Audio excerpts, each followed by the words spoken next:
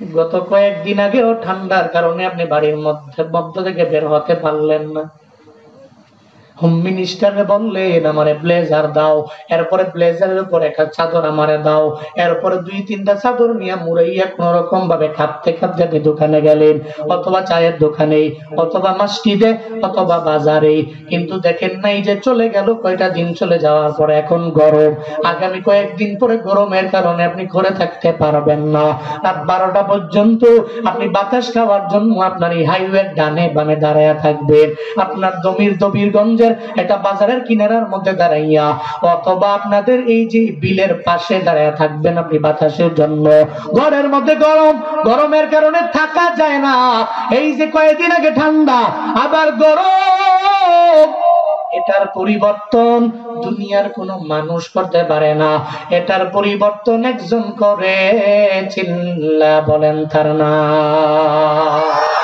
या इलाही बीकुनत शम्सु कमर, या इलाही बीकुनत शजरो हजार, या इलाही बीकुनत अर्द व समा, या इलाही बीकुनत जम व हवा, या इलाही तो मेरा खालिक है, या इलाही तो मेरा मालिक है। সময়ের পরিবর্তন কে করতে পারে? দুনিয়ার কোন ব্যক্তি পারবে না। কই সময়টারে আমি বন্ধ করে রাখলাম, সম্ভব না রে বাবা। এই জন্য সময়টারে কাজে লাগাও, তুমি দামি হবা। দুনিয়া এবং আখিরাত উভয় জগতে আল্লাহ পাক বড় দামি বানায়া দিবে।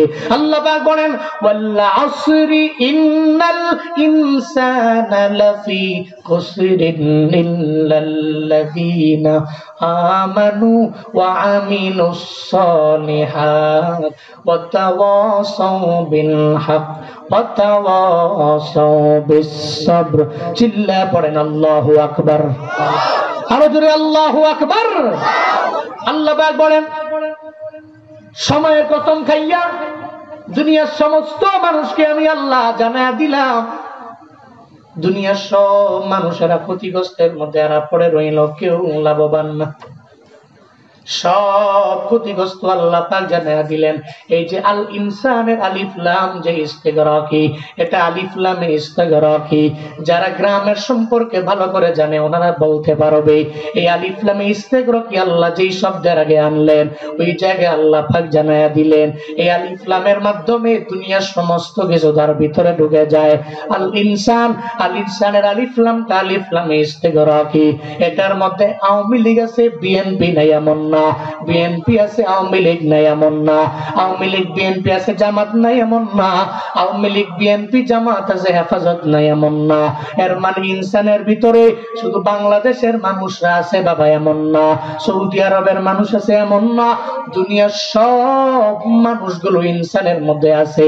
আল্লাহ পাক জানায়া দেয় সময়ের কসম খাই আমি আল্লাহ জানায়া দিলাম দুনিয়ার সব মানুষগুলো ক্ষতিগ্রস্তের মধ্যে পড়ে রইল।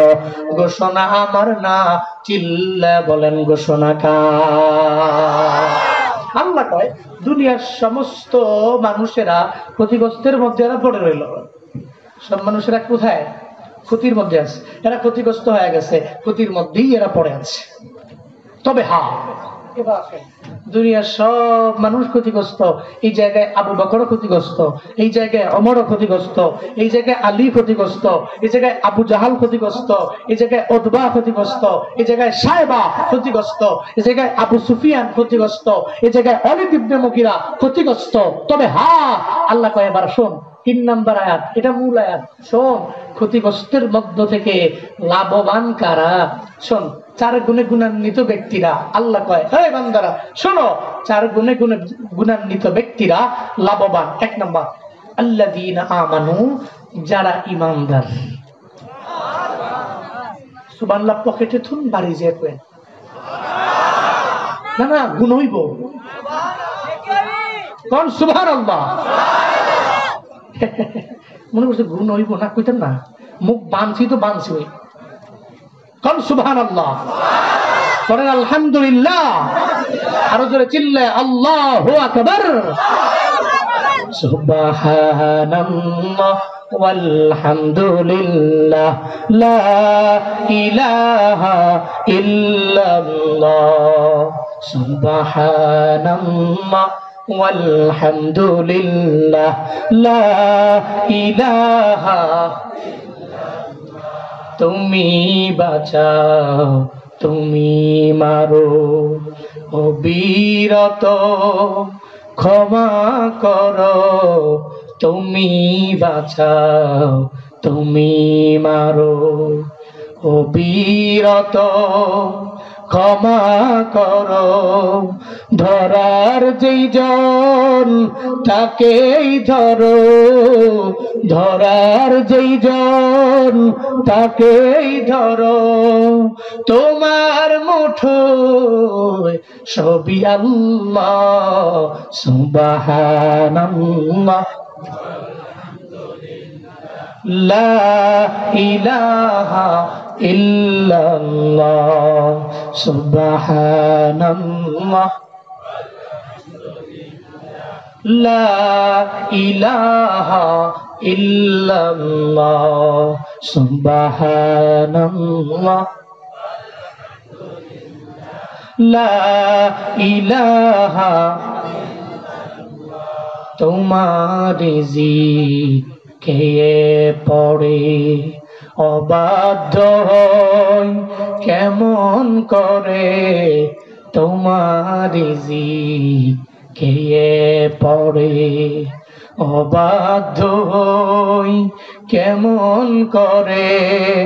খোঁজে না পাই কোনো ভাষা, খুঁজে না পাই কোনো ভাষা, শুকর গুজার শুধু আল্লাহর।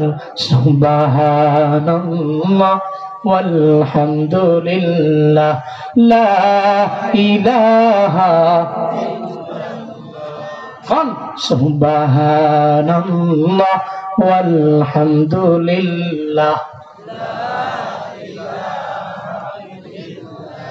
আল্লাহ আমাদের তাসবিহগুলোকে কবুল করে নেন, সকলে পড়ি আমিন। এক নম্বরে লাভবান কারা আল্লাহ পাক জানায়া দিলেন আল্লাযীনা আমানু। আমানু আল্লাহ পাক বললেন, আল্লাহ বলতে দেরি আবু জাহাল এখান থেকে বের হয়ে গেল, উতবাও বের হয়ে গেল, সাহেবাও বের হয়ে গেল, ওয়ালিদ ইবনে মুগিরা বের হয়ে গেল। আমানু বলতে দেরি আল্লাহ পাক এটা বুঝা দিলেন ঈমান আনছে আবু বকর, জন্য আবু বকর বড় দামি। চিল্লায়া পড়বেন কি মারহাবা। আল্লাহর দরবারে বেলালের দাম আছে, আবু জাহলের দাম নাই, ঠিক কিনা? আতিনা ফি দারে দুনিয়া না হাসান, আতিনা ফি দারে উকবা না হাসান, ইয়া গিয়াসাল মুস্তাগীসি নাহদিনা লবদিখারা বিল উলুমে ওয়াল গিনা। হর গরি দে নে কো তু তৈয়ার হ্যায়, জো না মাঙ্গে উস্তুত বেজার হ্যায়। আব্দুর রাজ্জাক কয় আল্লাহ গো, আমার চাচা আমার দরবার থেকে লুঙ্গি নেবার চাই, এরপর আমি কালেমা ছাড়তে পারবো না। লুঙ্গি ছাড়তে পারি, কালেমা ছাড়তে পারবো না। সঙ্গে সঙ্গে পরম থেকে লুঙ্গিটা টান দিয়া নিচে নামায়া দিয়া কয় লুঙ্গিটা আপনার টাকায় কেনা ধরেন দিয়া দিলাম।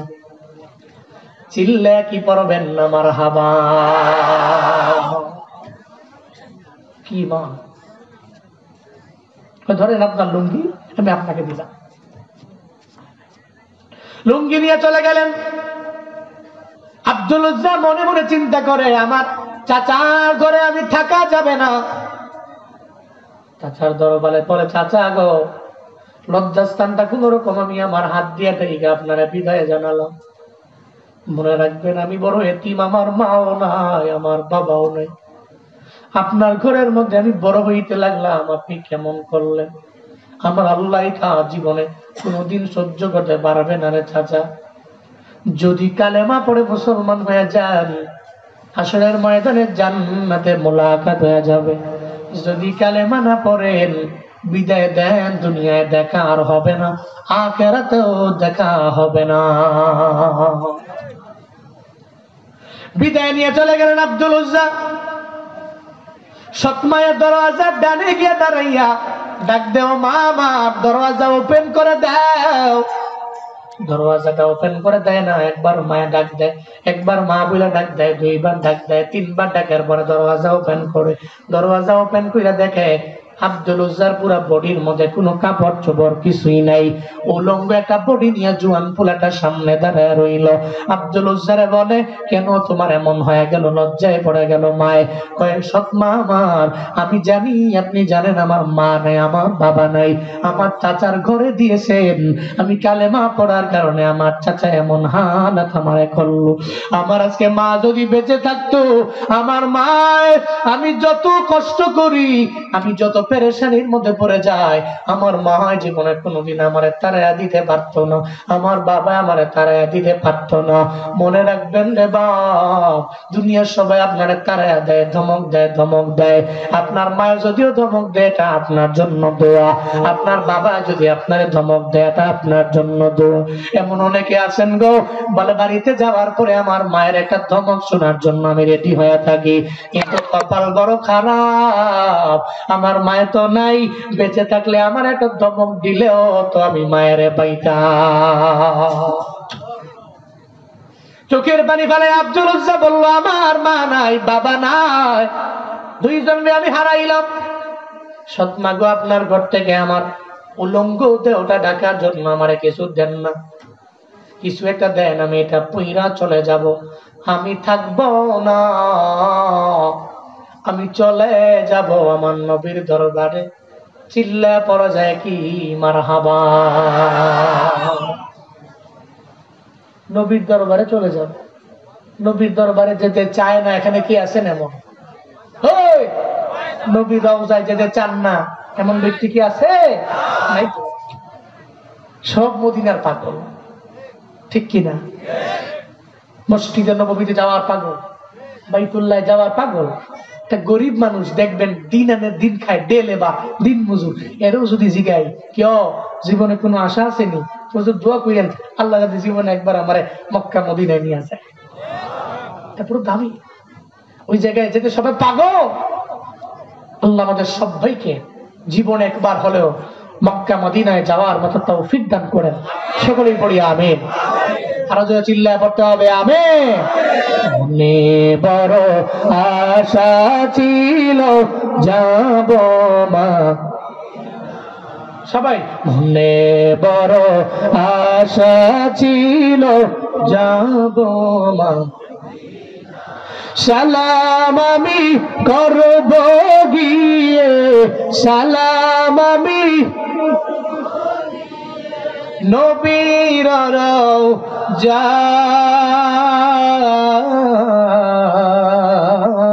রওজায়। মনে বড়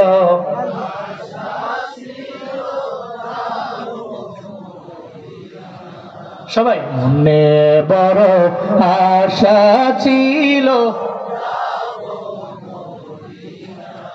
আরব সাগর পারি দিব, নাই কয় আমার তরি পাখি নয় তো উড়ে যাব, জানাতে বর করি। আমার আশায় আছে সম্বল নাই, আশায় আছে করি কেউ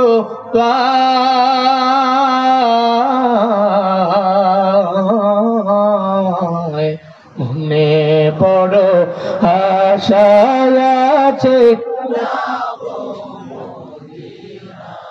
মনে বড় বড় আশা ছিল যাব মদিনায়, মনে বড় আশা ছিল। আল্লাহ জীবনে একবার হলেও এই মানুষগুলোকে মদিনায় যাওয়ার মতো তৌফিক আপনি দান করেন।